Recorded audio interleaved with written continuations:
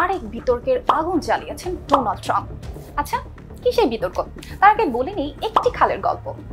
কারণ সুন্দরীদের মতোই এই খালের উপর রয়েছে অনেকেরই ক্রাশ। গত 1 শতাব্দীরও বেশি সময় ধরে এটি বিশ্ব বাণিজ্যের অন্যতম জলপথ। কিন্তু শুধুই কি বাণিজ্য?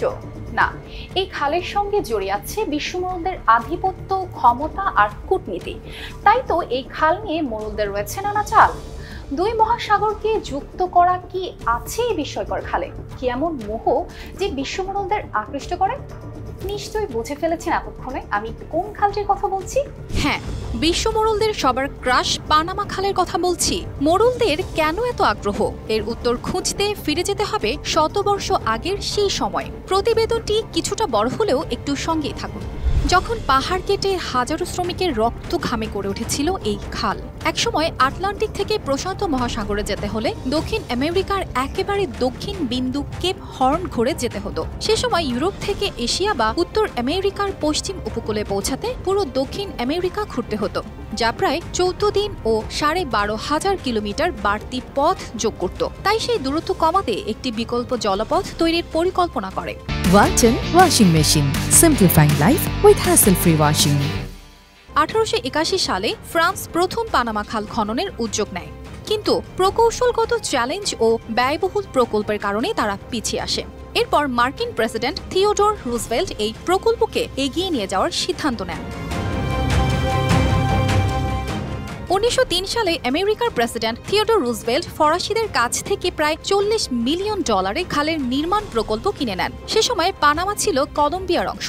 আমেরিকা কলম্বিয়ার সঙ্গে চুক্তি করে নিতে চাইলেও দেশ হিসেবে পানামা তখন স্বাধীনতা অর্জনের চেষ্টা করে। পরে আমেরিকার প্রত্যক্ষ সহায়তায় পানামা রক্তপাতহীনভাবে স্বাধীনতা লাভ করে। বিনিময়ে আমেরিকা পানামা খালে পূর্ণ নিয়ন্ত্রণ প্রতিষ্ঠা করে। একই বছরের চুক্তি অনুযায়ী যুক্তরাষ্ট্র পানামার কাছ থেকে 10 মাইল দীর্ঘ ভূখণ্ডের নিয়ন্ত্রণ নেয় এবং পানামা খাল খননের অনুমতি পায়। 1914 সালে বিশ্বের অন্যতম বিস্ময় হিসেবে পানামা খাল আনুষ্ঠানিকভাবে যাত্রা শুরু করে। পরে 1977 সালে চুক্তির মাধ্যমে 1999 সালে আমেরিকা খালটির দায়িত্ব পানামাকে ফিরিয়ে দেয়। কিন্তু এই প্রকল্পের জন্য প্রায় 5,600 শ্রমিকের জীবন দিতে হয়েছিল। তবে ধারণা করা হয় প্রকৃত সংখ্যা আরও ভয়াবহ, প্রায় 22,000। এত প্রাণের নির্মম বিনিময়ের জন্ম নেয় বিশ্বের অন্যতম গুরুত্বপূর্ণ 80 কিলোমিটার দীর্ঘ কৃত্রিম জলপথ পানামা খাল, যা আটলান্টিক ও প্রশান্ত মহাসাগরকে এক সুতোয় গেঁথে দেয়। প্রথম দিকে ফরাসিরা সুয়েজ খালের আদলে পানামা খালের নকশা তৈরি করেছিল, কিন্তু পানামার পাহাড়ি ভূপ্রকৃতি ও বৃষ্টিপ্রধান জলবায়ু সে নকশার জন্য উপযুক্ত ছিল না। তারা পাহাড় কেটে সমতল ভূমি তৈরির পরিকল্পনা করলেও ভূমিধস ও খাল ভরাট হওয়ার ঝুঁকিতে প্রকল্পটি ব্যর্থ হয়। পরে আমেরিকা এই প্রকল্প গ্রহণ করে ও খাল নির্মাণের জন্য গাতুন হ্রদ তৈরি করে, যা একসময় পৃথিবীর বৃহত্তম কৃত্রিম হ্রদ ছিল। আমেরিকার নকশা অনুযায়ী জাহাজগুলো প্রথমে কৃত্রিম জলাশয় বা লক পাড়ি দিয়ে সমুদ্রপৃষ্ঠ থেকে 26 মিটার উঁচুতে গাতুন হ্রদ পর্যন্ত ওঠে। তারপর আরও কিছু লক অতিক্রম করে প্রশান্ত মহাসাগরে নামে। আটলান্টিক থেকে প্রশান্ত মহাসাগরে পৌঁছাতে প্রথমে 3টি লক পার হতে হয়। লকগুলোর দুপাশে 2টি বিশাল দরজা থাকে, যেগুলোর মাধ্যমে নিয়ন্ত্রিত পানি প্রবাহ জাহাজগুলোর উচ্চতা বাড়িয়ে দেয় এবং একের পর এক লক পাড়ি দিয়ে জাহাজগুলো সামনে এগোয়।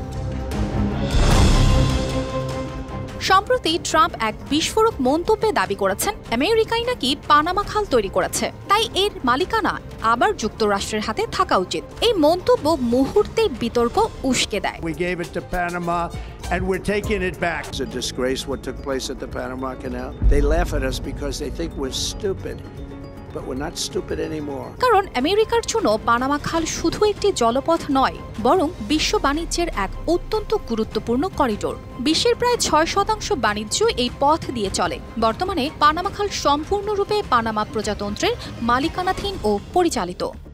দর্শক, ট্রাম্পের এমন হুমকিতে কি মনে হয়? এই জলপথ কি আবার আমেরিকার দখলে যাবে, নাকি পানামাই তার মালিকানা ধরে রাখতে পারবে?